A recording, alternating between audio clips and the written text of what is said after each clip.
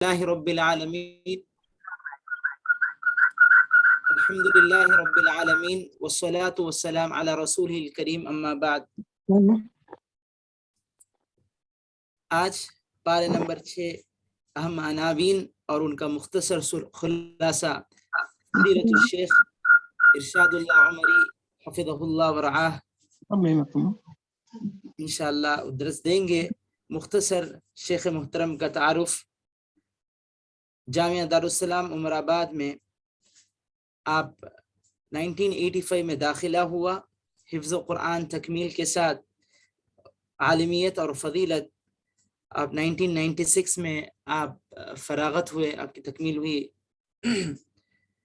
اس کے بعد 1997 سے آپ امام و خطیب اور درس و تدریس اور تحریر اور کئی مدارس میں آپ کو مشورہ دینا، یہ سب آپ کے خدمت میں سے ہے. اللہ سبحانہ وتعالیٰ تحیات آپ کو خدمت لیتا رہیں. شیخ محترم ہمارے استاد ہیں، مجھے بہت شرف ہے کہ آپ کو میں تعارف کروں. جزاکم اللہ خیرا. فلیتفضل شیخ. کتنا وقت ہے عمر؟ شیخ آدھا گھنٹہ 40 منٹ کتنا ہے؟ 40 منٹ شیخ. 40 منٹ ہے کیا؟ اب اس سے پہلے ہو جائے گا لگتا نا میرا آدھے گھنٹے میں. الحمدللہ جامع معنی آپ کے ہوتے. چلیے انشاءاللہ باقی جو ہے فتح شریف پورا کر لیں گے انشاءاللہ. السلام علیکم شیخ. میں بولنے آ رہا تھا اس سے پہلے ہو گیا تو اچھا ہے، تھوڑی دیر سو کے اٹھیں گے افطار سے پہلے. جی شیخ کی جامع ہوتی ہے. چلیے انشاءاللہ. بسم اللہ الرحمن الرحیم. الحمد للہ رب العالمین والصلاة والسلام على سید المرسلین وعلى آلہ واصحابہ واتباعہ بإحسان الى یوم الدین. اما بعد. محترم ذمہ دار پروگرام اور دیگر متعاونین اور سامعین، السلام علیکم ورحمۃ اللہ وبرکاتہ. وعلیکم السلام ورحمۃ اللہ وبرکاتہ. ماشاءاللہ بہت خوشی کی بات ہے. یہ ایک تسلسل سے 2-3 سال سے جو ہے یہ ایک پارے کا کے چند اہم مضامین یا اہم عناوین پر کچھ خلاصہ، مدارسہ یا مراجعہ قرآن مجید کی آیات کا یہ بہت ہی برکت والی مجلس ہے، جس پر اللہ تعالیٰ کی رحمت نازل ہوتی ہے، سکینت نازل ہوتی ہے. اس بہانے ہم لوگ جمع ہوتے ہیں، ایک دوسرے کا دیدار کرتے ہیں. مومنین کی ملاقات، مومنین کی رؤیت، یہ خود بھی انشاءاللہ اجر و ثواب سے خالی نہیں ہے. انشاءاللہ میں مختصراً جو ہے چند نکات آپ کے سامنے پیش کرتے ہوئے آگے بڑھتا ہوں. اعوذ باللہ من الشیطان الرجیم. بسم اللہ الرحمن الرحیم. لا يحب اللہ الجہر بالسوء من القول الا من ظلم وکان اللہ سمیعا علیما. اس آیت سے 6 پارے کی ابتدا ہوتی ہے، جس کا معنی یہ ہے لا يحب اللہ الجہر بالسوء من القول. اللہ تعالیٰ پسند نہیں کرتا بری بات کو زور سے کہنا. الجہر بالسوء من القول، بری بات کو جہرن علانیہ طور پہ چیخ و پکار کے ساتھ زور سے کہنا، یہ اللہ تعالیٰ کو پسند نہیں ہے. اللہ تعالیٰ اس کو پسند نہیں فرماتا. الا من ظلم، مگر وہ شخص جس پر ظلم کیا جائے، مظلوم کی آہات، مظلوم کی آہ جب وہ اپنے شعور کو کھو دے، اس پر اتنا ظلم ہو کہ وہ اپنے شعور کو کھو دے اور آواز اس کی جو ہے ظلم کو نہ سہ کر بلند ہو جائے، تو یہ اللہ تعالیٰ یہ مستثنا ہے. اللہ تعالیٰ اس کو جو ہے ناپسند نہیں کرتا. بلکہ پھر بھی اللہ تعالیٰ کہتا کہ وَكَانَ اللَّهُ سَمِيعًا عَلِيمًا، اللہ تعالیٰ تو سننے والا ہے، جاننے والا ہے، ہر بات کو سنتا ہے، چاہے زور سے کہیں چاہے آہستہ کہیں. اور ہر حالت کو جانتا ہے، چاہے وہ ظالم کی حالت ہو یا مظلوم کی حالت ہو، ہر یہ کے احوال سے اللہ تعالی واقف ہے ہمیشہ۔ تو اس آیت میں اللہ تبارک و تعالی نے جو کہا ہے کہ اللہ تعالیٰ یعنی بری بات کو اونچے آواز میں کہنے کو پسند نہیں کرتا، تو اس سے یہ خود معلوم ہوتا کہ اسلامی معاشرے میں اخلاق ہونی چاہیے۔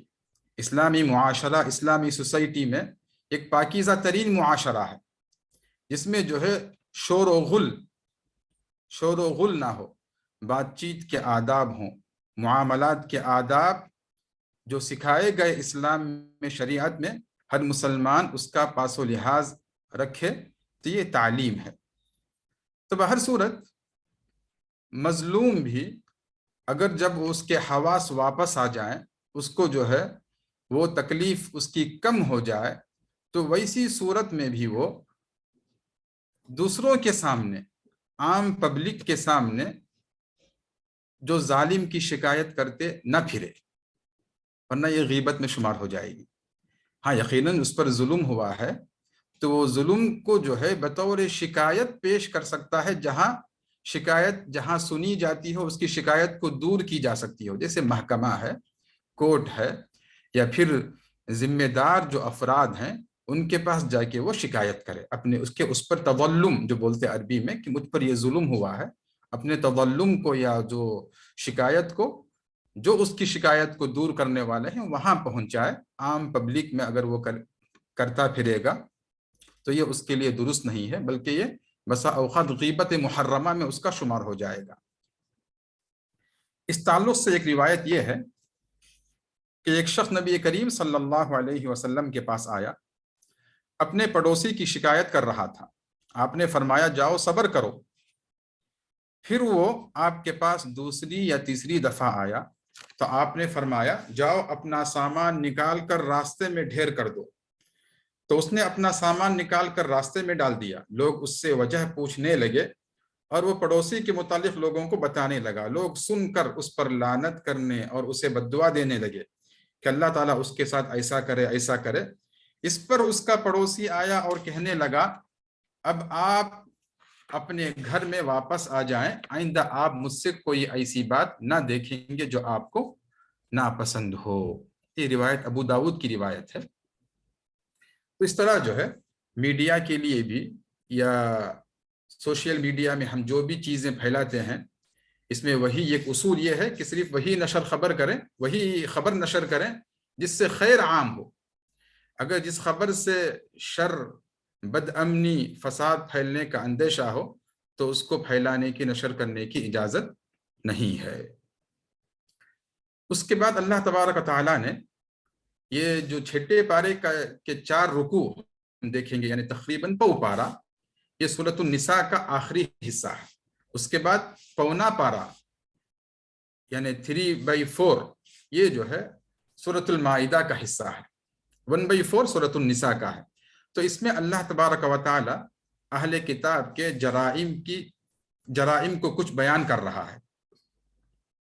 اگرچہ تفصیل سے اللہ تعالیٰ نے سورہ بقرہ میں، سورہ آل عمران میں، سورہ نساء میں ان کے جو کرتوت تھے، ان کے جو افعال تھے اہل کتاب کے، یہود و نصارہ کے، ان کو تفصیل سے ذکر کیا، اور یہاں بھی جو ہے مختصر طور پر اللہ تعالیٰ نے ذکر کیا ہے ان کی زیادتیوں کو، جیسے انہوں نے اللہ تعالیٰ کی کتاب اور پیغمبروں کو ماننے کے بجائے یہ کہا کہ اللہ ہمارے سامنے آئے۔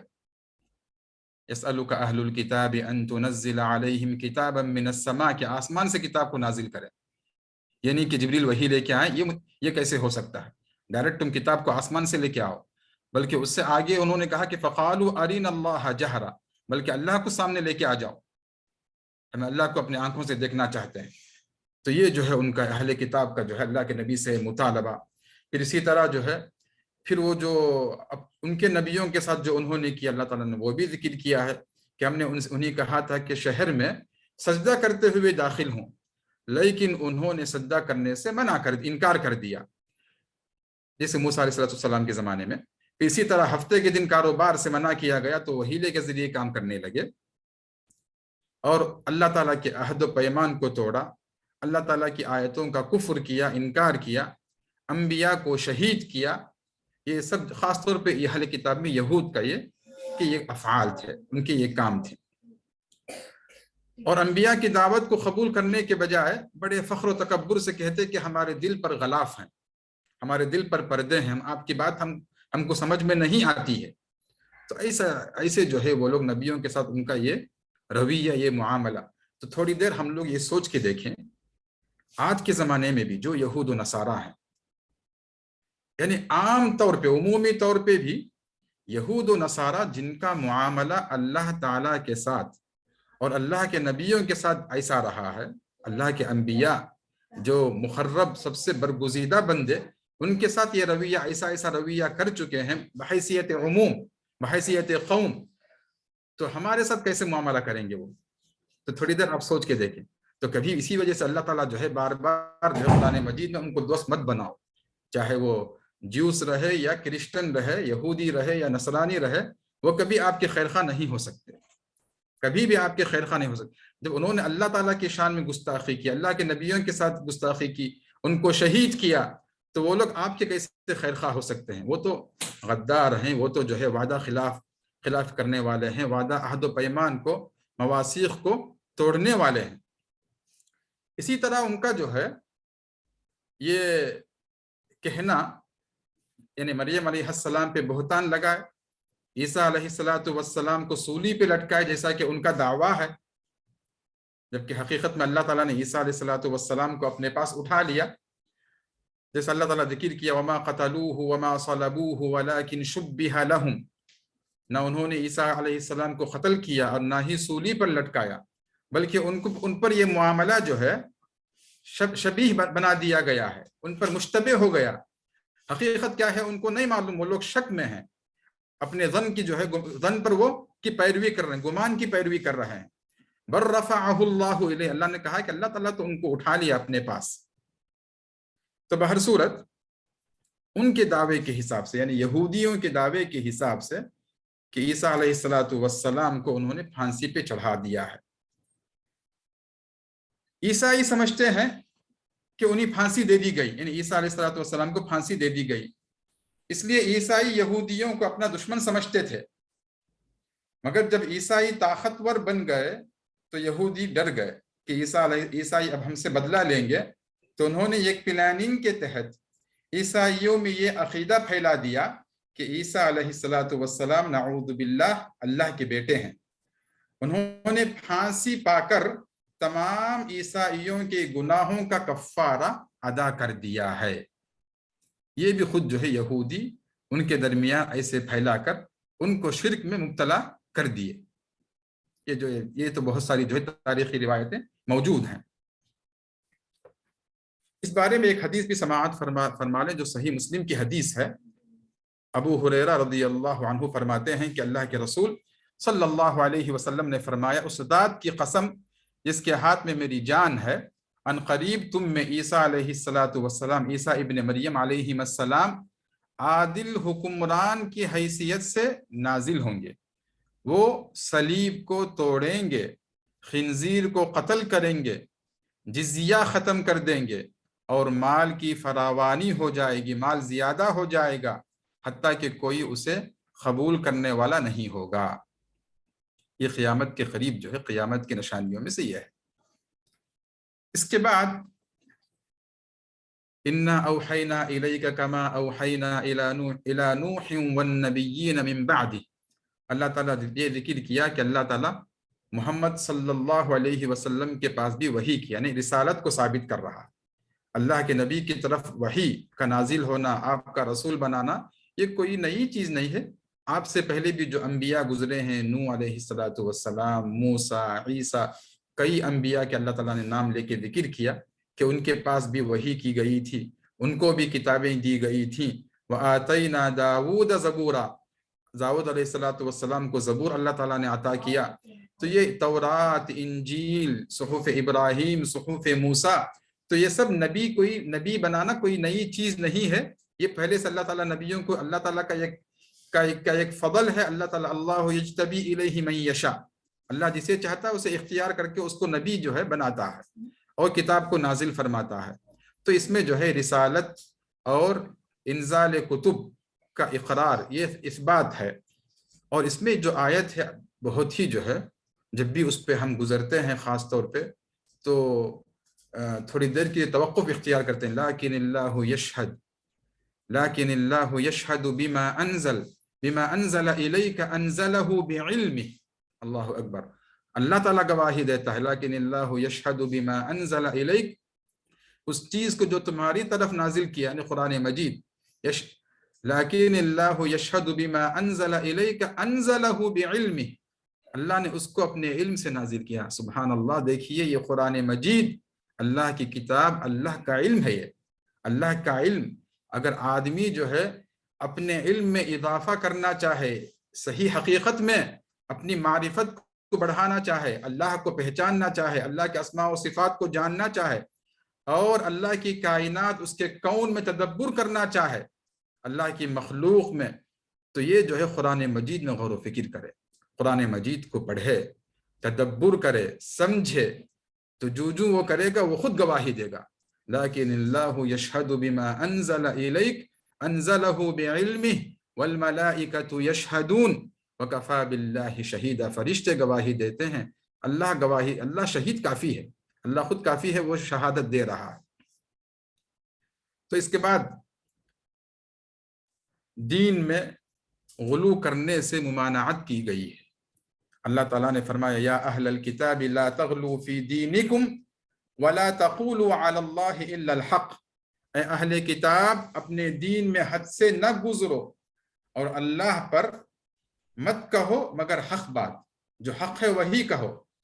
تو دین میں غلو کرنے سے، زیادتی کرنے سے، جو اللہ نے نہ کہا ہو وہ بات کہنے سے منع کیا جا رہا ہے، اور یہاں پہ خاص طور پہ جو ہے عیسائیوں کے ساتھ، کیونکہ عیسائیوں نے دین میں بہت غلو کیا۔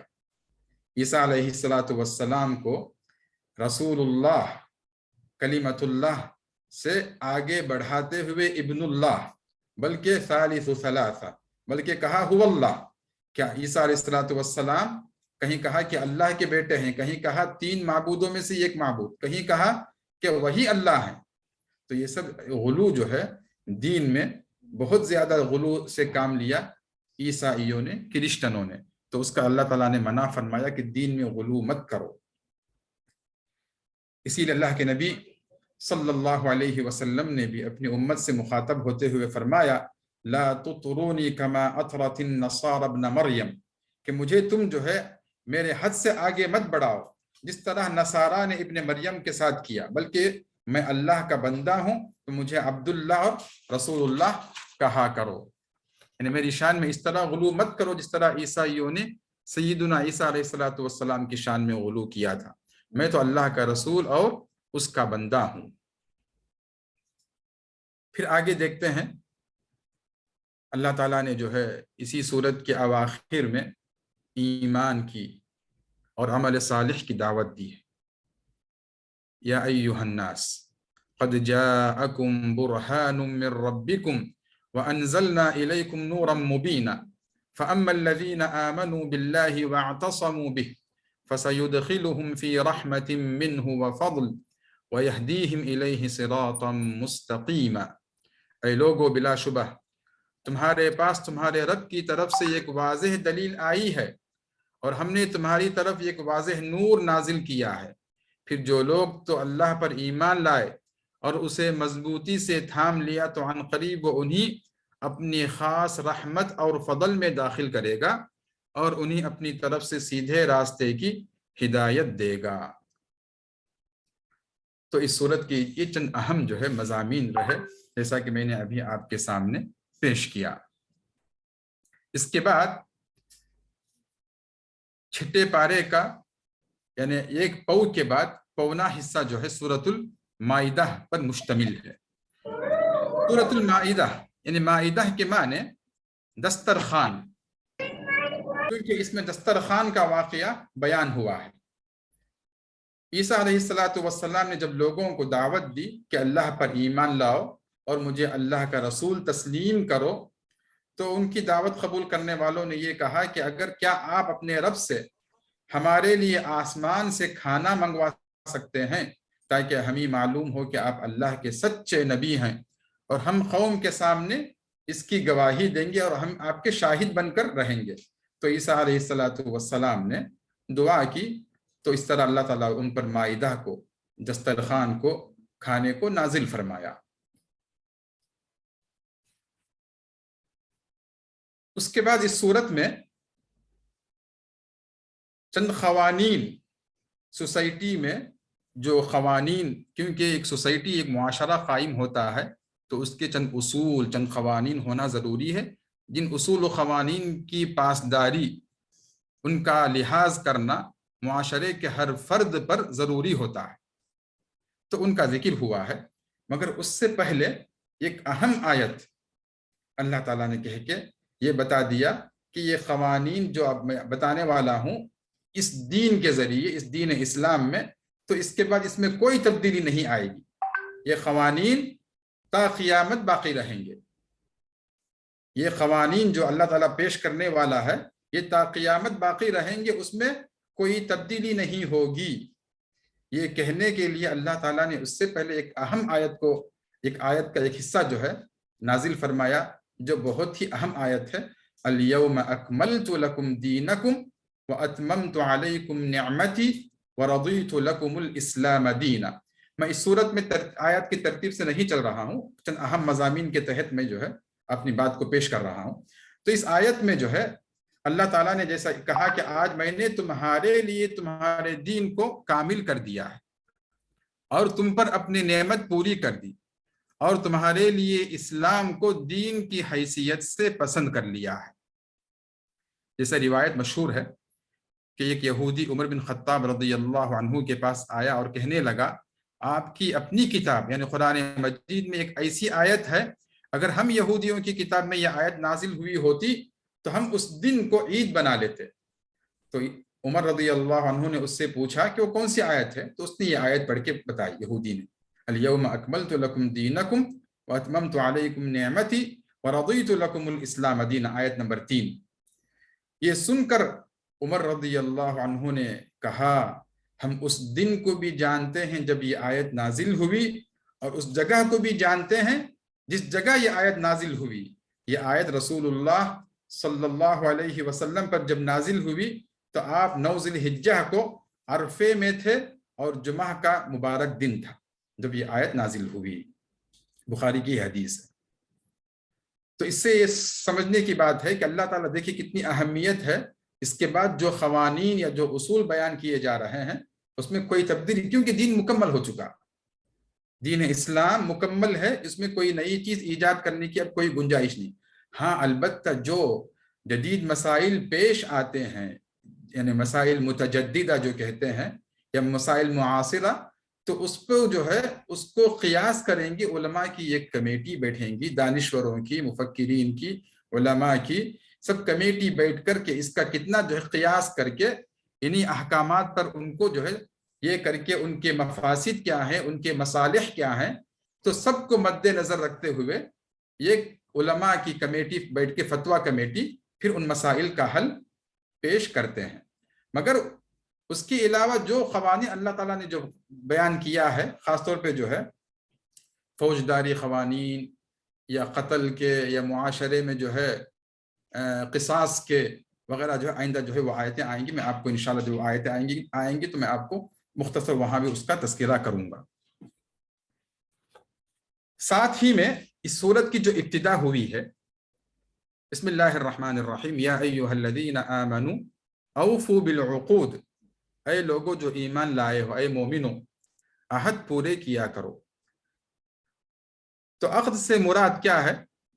بتاتے ہیں کہ حقوق اور فرائض ہیں جو اللہ تعالیٰ نے بندوں پر عائد کیا ہے۔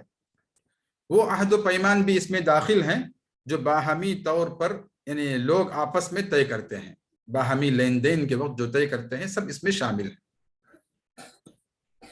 تو یہ عہد و پیمان اقارب کے ساتھ، اباعد کے ساتھ، اگر آپ تھوڑا دیکھیں گے، غور کریں گے، جو آپ سے قریب رہتے ہیں ان کے ساتھ بھی عہد و پیمان ہوتے ہیں، جو دور رہتے ہیں ان کے ساتھ بھی عہد و پیمان ہوتے ہیں، بلکہ کفار و مشرکین جو ہماری سوسائٹی میں رہتے ہیں ان کے ساتھ بھی کچھ عہد و پیمان ہوتے ہیں۔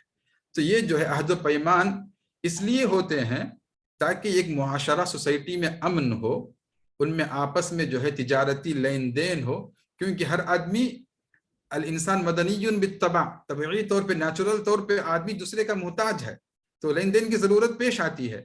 پھر اسی لین دین میں اور اگر تھوڑا اس کے مفہوم میں اور آگے دیکھیں گے تو اللہ تعالیٰ کا یہ عہد و پیمان ہم پر جو اللہ نے لیا، الست بربکم، وہ بھی شامل ہے کہ بندے اور اس کے رب کے درمیان بھی یہ عہد ہے، یہ عہد ہے کہ صرف اللہ کی عبادت کی جائے، اس کے ساتھ شرک نہ کیا جائے۔ تو یہ عہد و پیمان کو اللہ تعالیٰ نے پورا کرنے کا حکم دیا ہے تاکہ ایک مومن ان عہد و پیمان کی حفاظت کرے۔ اوفو بالعقود، یہ بہت ہی بڑا اصل ہے، اس کو ہمیشہ آپ اپنے ذہن میں رکھیں کہ ایفاء عہد یا ایفاء میثاق، عربی میں عہود، مواثیق، عقود، یہ سب وہ کلمات ہیں جس میں جو ہے عہد و پیمان، باہمی حقوق، باہمی معاملات کی حفاظت، اس کو جو ہے پورا کرنے کا اللہ تعالیٰ نے ہم کو اس صورت میں حکم دیا ہے۔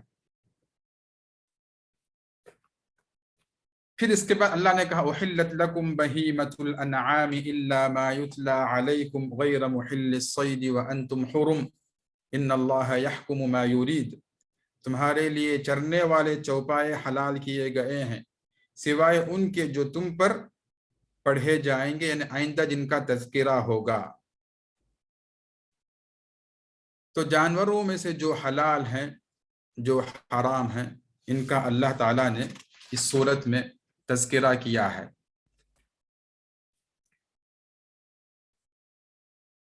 اور خاص طور پہ ایک صورت ہی نازل کی گئی، سورۃ الانعام، اس میں اللہ نے جو ہے جو جانور حلال ہیں عام طور پہ ثمانیۃ ازواج من الضأن اثنین ومن المعز اثنین، پھر ومن الابل اثنین ومن البقر اثنین، اونٹوں میں سے دو، گایوں میں سے دو، معز بکروں میں سے، دمبوں میں سے اللہ تعالیٰ نے جو حلال کیا ہے وہ اللہ تعالیٰ نے سورہ انعام میں ذکر کیا ہے۔ اس کے علاوہ یہاں بھی اللہ تعالیٰ بہیمۃ الانعام کر کے کہ اللہ تعالیٰ یہ ذکر کیا کہ بہیمۃ الانعام تمہارے لیے یہ حلال ہیں، جو پائے جو تمہارے لیے حلال ہیں، اور جو حرام ہے ان کا آئندہ تذکرہ آئے گا۔ اور جو احرام کی حالت میں ہوں تو ان پر شکار کرنا، خشکی کے جانور شکار کرنا ان پر حرام ہے احرام کی حالت میں، غیر محل الصید وانتم حرم، اللہ نے وہ ذکر کیا ہے۔ تو یہ پھر اس کے بعد جو ذکر کیا حرمت علیکم المیتۃ، تو اس آیت میں جو حرام ہیں ان کا ذکر کیا، حرمت علیکم المیتۃ والدم ولحم الخنزیر، کہ تم پر مردار حرام کیا گیا ہے، اور خون اور خنزیر کا گوشت، سور کا گوشت، اور وہ جس پر غیر اللہ کا نام پکارا جائے، اور گلا گھونٹنے والا جانور، اور جسے چوٹ لگی ہو اور اوپر سے گرنے والا، اور جسے سینگ لگایا ہوا، سینگ مار کر جو مر گیا ہو، اور جسے درندے نے کھا لیا ہو، مگر جو تم ذبح کر لو، اور جو تھانوں پر ذبح کیا گیا ہو وہ بھی حرام ہے، اور یہ کہ تم تیروں کے ساتھ قسمت معلوم کرو، یہ سب جو ہے حرام ہے، ایسے جانور۔ اللہ نے اس کا یہاں پہ حرمت علیکم المیتۃ میں اس کا ذکر کیا۔ پھر اسی طرح اس کے بعد ذکر کیا کہ یہود اور نصارہ اگر ذبح کیے ہوں اہل کتاب تو ان کا ذبیحہ بھی حلال ہے۔ الیوم احل لکم الطیبات وطعام الذین اوتوا الکتاب حل لکم، کہ اوتوا الکتاب اس سے مراد یہود و نصارہ، تو یہود و نصارہ کرسچن اور جوس ان کے ذبیحے بھی ہمارے لیے حلال ہیں۔ یہاں پر جو ہے کچھ تفصیل اگر میں پیش کروں تو یہ زیادہ مناسب ہے کہ اہل کتاب، اب بعض لوگ بہت ڈاؤٹ اٹھاتے ہیں یہاں پہ، جو ہے شک و شبہ پھیلاتے ہیں کہ اہل کتاب وہ تو مشرک ہیں، وہ تو جیسے خاص طور پہ جو ہے نصارہ کے بارے میں ہو سکتا ہے انہوں نے جو ہے عیسیٰ علیہ السلام کے نام پہ ذبح کیا ہو، جی، یا یہ ہو سکتا ہے انہوں نے بسم اللہ نہیں پڑھا ہو۔ تو یہ ایسے جو سوالات اٹھاتے ہیں، اس پر جو ہے علماء کے شیخ بن باز وغیرہ کی جو فتاوی موجود ہیں کہ ہم کو صرف یہ معلوم ہو جائے کہ وثنی مشرک نے اگر ذبح نہیں کیا ہے، مجوسی نے اگر ذبح نہیں کیا ہے، اگر کسی یہودی نے یا کسی نصرانی نے ذبح کیا ہے تو وہ ہمارے لیے حلال ہے، اگر وہ بسم اللہ پڑھا ہو نہ پڑھا ہو وہ ہم کو جاننے کی ضرورت نہیں ہے.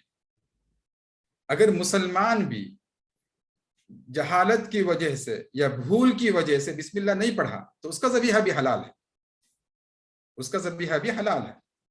اس لیے وَلَا تَأْكُلُوا مِمَّا لَمْ يُذْكَرِ اسْمُ اللَّهِ عَلَيْهِ، جس پر اللہ کا نام نہ لیا گیا ہو اس کو مت کھاؤ. تو اس آیت کے بارے میں مفسرین کے جو ہے کئی اقوال ہیں.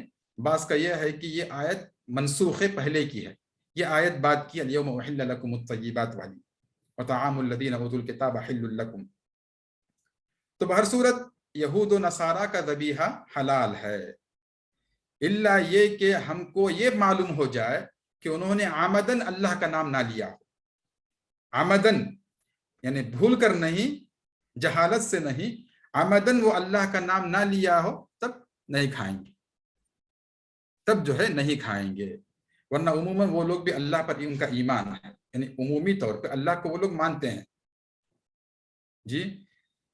تو اس وجہ سے ان کا ذبیحہ ہمارے لیے حلال ہے، الا یہ کہ ہم کو یہ پکا معلوم ہو جائے پورے یقین کے ساتھ کہ انہوں نے جان بوجھ کر ذبح کے وقت اللہ کا نام نہ لیا ہو، یا پھر انہوں نے عیسیٰ علیہ السلام کا نام لیا ہو، غیر اللہ کے نام پر ذبح کیا ہو، تو پھر وہ وما اہل لغیر اللہ بہ میں وہ شمار ہو جاتا ہے، تو وہ تو حرام ہے.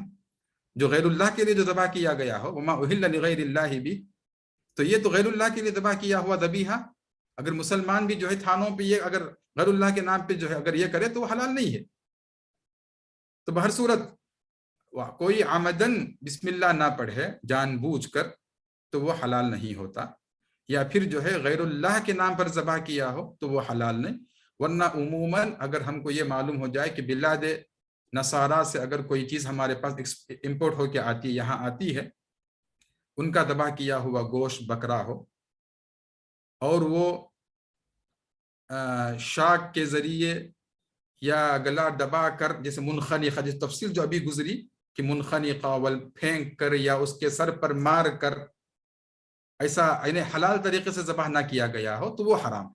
باقی اس کا گلا کاٹا گیا ہو، شہرک کاٹی گئی ہو، اس کا حلقوم کاٹا گیا ہو، یعنی حلق کا جو حصہ جس سے خون بہتا ہو، اس طریقے سے اگر ذبح کیا گیا ہو تو یہود و نصارہ کا ذبیحہ ہمارے لیے حلال ہے. ہم آگے بڑھتے ہیں. ذبیحہ کے بعد جو ہے اس صورت میں شعائر اللہ کا احترام. اللہ نے کہا دوسری آیت نمبر 2 میں یا ایھا الذین آمنوا لا تحلوا شعائر اللہ، اے لوگو جو ایمان لائے ہو اللہ کی نشانیوں کی بے حرمتی نہ کرو. لا تحلوا شعائر اللہ. تو شعائر اللہ کیا ہے؟ جو بھی علامت ایک پہچان بن جائے اسلام کی، اللہ کی ایک پہچان، جیسے اذان ہے، نماز ہے، مسجد ہے، بیت اللہ ہے، پھر قربانی کے جانور بھی ہیں. اللہ تعالیٰ نے سورہ حج میں جو ہے جیسا ذکر کیا قربانی کے جانوروں کے بعد ذالک ومن یعظم شعائر اللہ فانہا من تقوی القلوب کہا. ذالک ومن یعظم حرمات اللہ فہو خیر لہ عند ربہ. جو اللہ تعالیٰ کی شعائر کی، اس کے حرمات کی تعظیم کرے، ان کی عزت کرے، تو یہ وہ اس کے لیے بہتر ہے، اس کے دل کا تقوی اس سے ظاہر ہوتا ہے. تو اللہ کے شعائر کا کبھی بھی جو ہے ہنسی مذاق میں بھی بے حرمتی نہیں ہونی چاہیے. تو اسی لیے جو داڑھی والے مرد ہیں یا باحجاب عورت ہے، جس سے ایک مسلمان کے دین کا اظہار ہو، تو اس کا مذاق یعنی ہر وہ حکم جو اللہ تعالیٰ نے دیا ہو، اللہ کے رسول صلی اللہ علیہ وسلم نے دیا ہو، کوئی بندہ اس کی پابندی کرتا ہو تو اس بندے کا بھی مذاق نہ ہو. یعنی اللہ کے احکام کا بھی مذاق نہ ہو، اللہ کے رسول کے احکامات کا بھی مذاق نہ ہو، ان پر چلنے والوں کا بھی مذاق نہ ہو، کیونکہ اس سے ان کے اللہ تعالیٰ کے کتاب اللہ اور سنت رسول اللہ کا مذاق جو ہے لازم آتا ہے. تو یہ توہین، یہ استہزاء، یہ نفاق کی جو ہے علامت ہے، بلکہ انسان کو کفر تک لے جاتا ہے اگر وہ عمدن استہزاء اور اس کے دل میں کفر ہو، نفاق ہو، تو اس کو وہاں تک وہ چیز پہنچا دیتی ہے. اس سے گریز کرنا ضروری. تو اللہ تعالیٰ یہاں پہ لا تحلوا شعائر اللہ، اللہ کی نشانیوں کی، اللہ کے شعائر کی بے حرمتی نہ کرو. اسی آیت کے اخیر میں اللہ تعالیٰ نے وَتَعَاوَنُوا عَلَى الْبِرِّ وَالتَّقْوَى، اے مومنوں آپس میں یہ ایک دوسرے وتعاونوا علی البر والتقوی، یہ ایک دوسرے کا تعاون کرو، ایک دوسرے کا ہیلپ کرو، مساعدہ کرو نیکی کے کاموں میں، بر اور تقوی کے کاموں میں۔ تو انسانوں کے جو باہمی تعاون کے جو اصول ہے اللہ تعالیٰ یہاں ذکر کیا ہے، یہ بہت اہم ہے، بہت اہم آیت ہے۔ آدمی جو ہے جب بھی دیکھے کہ کوئی اس سے اگر خود کوئی نیک کام میں سبقت نہیں کر سکتا ہے، تو جو لوگ اس میدان میں آگے ہیں، جو دین کا کام کر رہے ہیں، ہماری طرف سے جو ہے ہم کیا ان کا تعاون کر سکتے ہیں۔ اگر ہم سے تعاون نہیں ہو سکتا ہے تو ہم سے رکاوٹ بھی ان کے سامنے نہیں ہونی چاہیے۔ وَلَا تَعَاوَنُوا عَلَى الْإِثْمِ وَالْعُدْوَانِ، زیادتی پر، عدوان پر اور گناہ پر مدد مت کرو۔ جہاں پر اللہ کے ساتھ شرک یا اللہ کی معصیت یا اسلام کے خلاف کوئی کام ہو رہا ہو تو وہاں کسی بھی قسم کا ہمارا تعاون نہیں ہونا چاہیے، نہ ہمارے کسی قول سے، نہ ہی ہمارے کسی فعل سے، بلکہ ہم کو جو ہے وہاں پہ اگر ہمارے اندر یہ جرأت ہے، یہ ہمت ہے تو ہم کو روکنا چاہیے۔ اگر یہ بھی نہیں کر سکتے ہم تو ہم کو ضروری ہے کہ ہم وہاں سے اٹھ کے دوسری جگہ چلے جائیں، اس مجلس میں ان کے ساتھ نہ بیٹھا کرے۔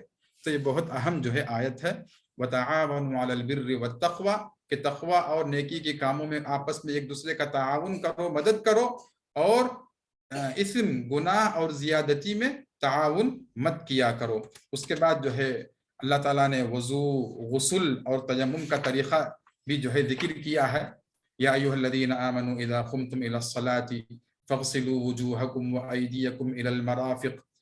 تو یہاں پہ اللہ تعالیٰ نے وضو کا طریقہ، پھر وامسحوا برؤوسکم وارجلکم الى الکعبین وان کنتم جنبا فطہروا، یعنی پوری آیت آپ دیکھیں گے تو اس میں اللہ تعالیٰ نے جو ہے مسلمانوں کو وضو، غسل اور تیمم کا طریقہ بتایا ہے۔ پھر اس کے بعد اور آگے بڑھیں تو معاشرے کی جو بنیاد جو ہے وہ عدل و انصاف پر قائم ہے، اللہ نے اس کا بھی ذکر کیا۔ یا ایھا الذین آمنوا کونوا قوامین للہ شہداء بالقسط، اللہ کے لیے شاہد بن کر، شاہد عدل، انصاف کے شاہد بن کر تم شہادت کو، عدل کو قائم کرو۔ قوام یعنی ہر چھوٹی بڑی، ہر ظاہری طور پر، پوشیدہ طور پر، ہر حال میں انصاف، عدل کو قائم کرو، چاہے وہ تمہارا دشمن بھی کیوں نہ ہو، تب بھی انصاف کو مت چھوڑو، عدل کو مت چھوڑو۔ وَلَا يَجْرِمَنَّكُمْ شَنَآنُ قَوْمٍ عَلَىٰ أَلَّا تَعْدِلُوا، کوئی کسی قوم کی دشمنی تم کو اس بات پر آمادہ نہ کرے کہ تم ظلم کر بیٹھو، انصاف نہ کرو۔ اعدلوا هو اقرب للتقوى، تو اس آیت میں اللہ تعالیٰ نے بار بار جو ہے انصاف کو قائم کرنے، عدل کو قائم کرنے کی ترغیب دی ہے، چاہے وہ ہمارے دوست ہوں، دشمن ہوں، چھوٹے ہوں، بڑے ہوں، ہمارے ساتھ رہتے ہوں، یا ہمارے دل میں ان کی محبت ہو، یا ہمارے دل میں ان کو ناپسندیدگی ہو، ہر حال میں جو ہے آپ کو ان کے حقوق ادا کرنی ہے۔ انصاف، عدل یہ ہے، عدل جو ہے ہر ایک کو اس کا حق ادا کرنا، عدل یہ ہے ہر ایک کو اس کا حق ادا کرنا، چاہے آپ کے معاشرے میں کافر ہو تو اس کا بھی حق ہے، وہ آپ کو ادا کرنا ضروری ہے۔ اسی طرح ابھی جو آگے ہم بڑھتے ہیں، کیونکہ وقت جو ہے کافی کم ہے، ابھی صرف 5-10 منٹ میں اپنی بات کو میں ختم کرنے کی کوشش کرتا ہوں۔ تو آگے اللہ تعالیٰ نے جو ہے ایک چند آیتیں جو نازل فرمائیں، اس میں یہ بھی ہے کہ اِنَّا أَنزَلْنَا التَّوْرَاةَ فِيهَا هُدًى وَنُورٌ، کہ تورات کو نازل کیا جس میں ہدایت ہے اور نور ہے، روشنی ہے۔ تو اس آیت میں، اس کے بعد کی آیت میں اللہ تعالیٰ نے جو کہا کہ وَمَن لَّمْ يَحْكُم بِمَا أَنزَلَ اللَّهُ فَأُولَٰئِكَ هُمُ الْكَافِرُونَ، جو اللہ تعالیٰ کے نازل کردہ شریعت کے مطابق فیصلہ نہ کریں تو یہ کافر ہیں۔ اس کے بعد کی آیت میں کہا کہ وہ ظالم ہیں، اس کے بعد کی آیت میں کہا کہ وہ فاسق ہیں۔ تو اس بارے میں جو ہے ہم ظاہری معنی کو سمجھنے سے اس میں جو ہے لازم ہم کو علماء کرام کی طرف رجوع کرنا چاہیے کہ بندہ کہاں کب کافر بن جاتا ہے شریعت کو انکار کرنے سے، اب کب کافر نہیں ہوتا شریعت کے مطابق عمل نہ کرنے سے۔ تو یہاں پر علماء کرام کہتے ہیں کہ جو بندہ یا جو حاکم، جو قاضی یا جو کورٹ شریعت کے مطابق فیصلہ نہ کرے اس عقیدے کے ساتھ کہ اللہ کا حکم یا اللہ کی شریعت ہمارے لائق نہیں ہے، دوسری شریعت، دوسرے جو قوانین جو بندے بنا کر ہیں، جو انسان بنا کر ہیں، وہ زیادہ بہتر ہیں، وہ اس وقت ہمارے لحاظ سے زیادہ لائق ہیں، مناسب ہیں، اس عقیدے کے ساتھ اگر وہ فیصلہ کرتے ہیں تو پھر وہ کافر ہیں، یعنی اللہ کا حکم یہ کا انکار کرتے ہیں اس عقیدے کے ساتھ کہ وہ ہمارے لیے لائق نہیں ہے ابھی. تو یہاں پہ چونکہ انکار لازم آتا ہے، یہ عقیدہ ایمان سے اس کا تعلق ہو جاتا ہے.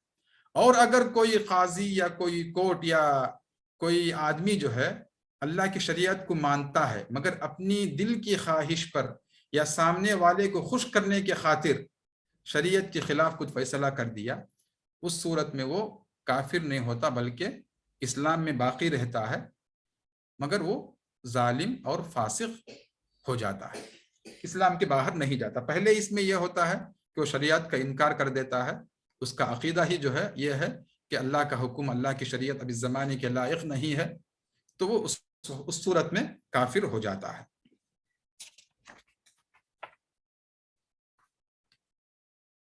اسی طرح جو ہے اس میں اس صورت میں یا اس پارے میں جہاد کا حکم موسیٰ علیہ السلام نے اپنی قوم بنی اسرائیل کو دیا تھا کہ یا قوم ادخلوا الارض المقدسة التي كتب اللہ لکم ولا ترتدوا على ادبارکم فتنقلبوا خاسرین. تو یعنی قومی زندگی کا جو انحصار ہے وہ جہاد پر ہے. کوئی بھی قوم اگر دنیا میں غالب ہو کر رہنا ہے، اسی وجہ سے ہے کہ ذروۃ سنام الاسلام، اسلام کا جو ذروہ جو یہ ہے وہ جہاد ہے. قوم کو غلبہ تبھی ہوگا جب اللہ کے دشمن، اللہ کے جو ظالم ہیں، تو ان کے ساتھ جب جہاد کرنے کی ضرورت پیش آئی تو جہاد کا جو ہے جہاد کرنا پڑے. تو تب یعنی اس کے احکام ہیں یقیناً، جو حاکم وقت ہوگا، جو اس وقت کے جو اولو الامر ہوں گے، حکام اور علماء، وہ فیصلہ کریں گے. یہ نہیں کہ ہم اپنے طور پہ ایک فرد نہیں بلکہ ایک امت جب فیصلہ کرے گی تو تب جو ہے جہاد فرض ہوتا ہے. تب جہاد کے جو آداب، ہر صورت جہاد پر امت کا جو ہے جہاد کی وجہ سے امت کو غلبہ حاصل ہوتا ہے. ہر مسلمان کے دل میں جہاد کی نیت ہونی چاہیے کہ اگر جہاد کا موقع آئے، اگر حاکم وقت، اگر ایک اسلامی ملک ہو، وہاں پہ حاکم وقت جہاد کے لیے دعوت دے تو اس کے دل میں یہ نیت ہو، یہ ارادہ ہو، تو وہ جو ہے تب اس کا ایمان باقی ہے. اگر اس کے دل میں یہ نیت نہ ہو تو حدیث میں آتا ہے کہ وہ نفاق کے ایک شعبے پر اس کی موت لاحق ہوئی. جس کے دل میں جو ہے کبھی جہاد کا ارادہ ہی نہیں تھا اور اس کی موت واقع ہو گئی ایسے ہی بستر پہ، تو وہ شخص جو ہے نفاق کی حالت میں اس کی موت ہوئی. تو لہٰذا کم سے کم جو ہے دل میں نیت ہو، کبھی موقع ایسا آئے تو ہم کو جو ہے جہاد کا موقع آئے تو ہم جہاد کریں گے. اسی طرح اس کے بعد جو ہے اللہ تعالیٰ نے آدم علیہ السلام کے 2 بیٹوں کا بھی ذکر کیا ہے. ایک قاتل ہے اس میں، ایک مقتول کا ہے. وہ تفصیل سے جو ہے اب یہاں پہ وقت نہیں ہے، وقت بہت ہی کم ہے، تو وہ بھی آپ جو ہے اس میں پڑھ سکتے ہیں. اس میں جو بھائی تھا، جو بھائی کو قتل کر دیا، پھر کیسے وہ بھائی مقتول بھائی کو کیسے وہ دفن کرے زمین میں، اللہ تعالیٰ نے کوے کے ذریعے اس کو وہ بھی سکھایا. اسی طرح جو ہے اس میں جو محاربین ہوتے ہیں، دہشت گرد فسادی ہوتے ہیں، ان کے ساتھ کیسا جو ہے ایک اسلامی حکومت کیسا معاملہ کرے گی. پھر اسی طرح معاشرے میں، سوسائٹی میں جو چور ہیں، چور مرد ہو یا چور عورت ہو، اس کے ہاتھ کاٹنے کا حکم دیا گیا ہے. اور پھر اسی طرح قصاص کا بھی حکم ہے کہ ان النفس بالنفس، قاتل کو قتل کیا جائے گا، اور جو آنکھ پھوڑ دے اس کی آنکھ، والعین بالعین والانف بالانف والاذن بالاذن، کان کے بدلے میں کان، ناک کے بدلے میں ناک، آنکھ کے بدلے میں آنکھ، حتیٰ کہ دانت کے بدلے میں دانت. یہ قصاص بھی جو ہے اللہ تعالیٰ یہاں پہ اس صورت میں ذکر کیا ہے. اور اس کے بعد پھر یہودیوں کا جو ہے تفصیل سے کچھ تذکیہ، کچھ ان کے جرائم کا تذکرہ کرا ہے. فَبِمَا نَقْضِهِمْ مِيثَاقَهُمْ لَعَنَّاهُمْ. اور پھر عیسائیوں کے بھی جرائم کا تذکرہ ہے کہ لَقَدْ كَفَرَ الَّذِينَ قَالُوا إِنَّ اللَّهَ هُوَ الْمَسِيحُ ابْنُ مَرْيَمَ. جیسا کہ میں نے اس صورت کے شروع میں بھی کہا کہ یہ نصارہ کا یہ کہنا کہ وہ اللہ تعالیٰ ہی جو ہے مسیح ابن مریم ہیں. پھر ثالث ثلاثہ کہا، اور کبھی کہا کہ جو ہے خود وہ اللہ ہیں یا اللہ کے بیٹے ہیں. تو بہر صورت ان کا بھی اللہ تعالیٰ نے اس صورت میں تذکرہ کیا. اور اس آیت پہ بھی جب گزر ہوتا ہے انہ من یشرک باللہ فقد حرم اللہ علیہ الجنہ ومأواہ النار. اللہ اکبر. آدمی زندگی بھر موحد بن کے رہے، توحید پر قائم رہے، اور توحید کی تجدید، ایمان کی تجدید نہ کرتا رہے، یا بلکہ معاشرے میں ایسا ڈوب جائے کہ جہاں شرک مشرکین کا جو ہے غلبہ ہو، تو پھر خوف ہے کہ کہیں جو ہے موت سے پہلے وہ شرک کا شکار نہ ہو جائے، نعوذ باللہ۔ پھر شرک کی حالت میں اگر موت ہو جائے تو فقد حرم اللہ علیہ الجنہ، جنت اس پر حرام ہے، ومأواہ النار، اور اس پر دوزخ جو ہے اس کا ٹھکانہ ہے۔ تو مشرک جو ہے اس پر ہمیشہ کے لیے جنت حرام اور ہمیشہ کے لیے اس کا ٹھکانہ دوزخ ہے۔ اور سبحان اللہ، اللہ تعالیٰ دیکھیے کتنا رحیم ہے، رؤوف ہے، کہ اس کے بعد اللہ تعالیٰ یہ آیت کہتا افلا یتوبون الی اللہ ویستغفرون، یہ لوگ نصارہ جو اللہ عیسیٰ علیہ السلام کے بارے میں اتنا غلو کر چکے ہیں کہ پھر اللہ تعالیٰ ان کو دعوت دے رہا ہے کہ آؤ توبہ کر لو، توحید کی طرف آ جاؤ، تو اللہ تعالیٰ ان کے شرک کو معاف کر دے گا۔ تو شرک اتنا بڑا گناہ، یہ بھی جو ہے اگر آدمی توبہ کر کے توحید کو پھر اختیار کر لے تو اللہ تعالیٰ توبہ کی دعوت، افلا یتوبون الی اللہ ویستغفرون واللہ غفور الرحیم۔ تو اسی طرح جو ہے یہود و نصارہ کی دوستی سے اللہ تعالیٰ نے منع فرمایا، یا ایھا الذین آمنوا لا تتخذوا الیہود والنصارى اولیاء، جیسا کہ میں نے آپ سے اس سے پہلے بھی کہا کہ یہود و نصارہ یہ جب اللہ کے ساتھ اتنی گستاخی کر چکے ہیں اور انبیاء کے گستاخ ہیں تو وہ کبھی آپ کے خیر خواہ نہیں ہو سکتے، تو لہٰذا ان کو کبھی بھی جو ہے دوست مت بناؤ، بلکہ تمہارا دوست تو اللہ ہے، اس کا انما ولیکم اللہ ورسولہ والذین آمنوا، بلکہ تمہارا دوست تو اللہ ہے، رسول ہے اور مومن ہیں جو نماز قائم کرتے ہیں، زکوٰۃ دیتے ہیں، تو ہمیشہ تم جو ہے اللہ کو راضی کرنے والی زندگی گزارا کرو۔ تو یہ جو ہے چند منتشر باتیں تھیں جو میں نے آپ لوگوں کے سامنے پیش کیا ہے۔ اللہ تعالیٰ سے دعا ہے کہ اللہ تعالیٰ ہم کو قرآن فہمی اور قرآن کی تلاوت اور قرآن کو سمجھنے اور اس کے مطابق عمل کرنے کی توفیق دے، اور تا دم حیات ہم کو ایمان پر، توحید پر ثابت و مستقیم رکھے۔ الحمدللہ رب العالمین، وجزاکم اللہ خیرا، وصلی اللہ علی نبینا محمد۔ جزاکم اللہ خیرا شیخ، مبارک اللہ فیک۔ اب تک ہم شیخ محترم سے چھٹے پارے کے اہم عناوین اور مختصر خلاصہ سن رہے تھے۔ ماشاءاللہ آپ نے بہت اہم عناوین کو بہترین انداز میں آپ کو بیان کیے۔ اس میں سے ایک ٹیک اوے میسیج جس پر آپ توقف کیے، لیکن اللہ یشہد بما انزل الیک انزلہ بعلمہ، یہ سورۃ النساء کی 166 آیت ہے۔ میں بھی گوگل کرنے لگا جب شیخ نے بتایا، تو آپ بھی اس پر غور کیجئے۔ سورۃ النساء کی 166 آیت، اس پر زیادہ غور کیجئے۔ اور شیخ محترم نے یہود و نصارہ کے بارے میں کہا کہ وہ اتنے اللہ کے ساتھ گستاخی انہوں نے کی، اور انبیاء علیہ السلام کے گستاخ ہیں، کیسے ہمارے ساتھ ہے نا یعنی اچھے رویہ کریں گے، ہمارے ساتھ کیسے رویہ کریں گے، وہ تو ہمارے ساتھ لگے رہیں گے۔ تو ہم اللہ سبحانہ وتعالیٰ سے مدد طلب کرتے ہیں کہ اللہ ہمارا ساتھ دیں، اور ان تمام لوگوں کی جو سازشیں ہیں، دنیا بھر میں جو بھی سازشیں کر رہے ہیں، ہندوستان میں اور دنیا بھر میں جو سازشیں ہیں، اس میں اللہ سبحانہ وتعالیٰ ہمیں کامیاب عطا کریں، آمین۔ اللہ سبحانہ وتعالیٰ ہمیں دین کی خدمت کرنے والا بنائے اور دین پر چلنے والا بنائے۔ اور اسی کے ساتھ میں اس جلسے کا برخاست کا اعلان کرتا ہوں، اور آپ سب لوگوں کا میں شکر ادا کرتا ہوں۔ اللہ سبحانہ وتعالیٰ آپ کے اس وقت میں برکت دیں، اللہ سبحانہ وتعالیٰ تمام پریشانیوں کو خاتمہ فرمائے، آمین۔ وآخر دعوانا الحمدللہ رب العالمین، سبحانک اللہم وبحمدک، اشہد ان لا الہ الا انت، استغفرک واتوب الیک۔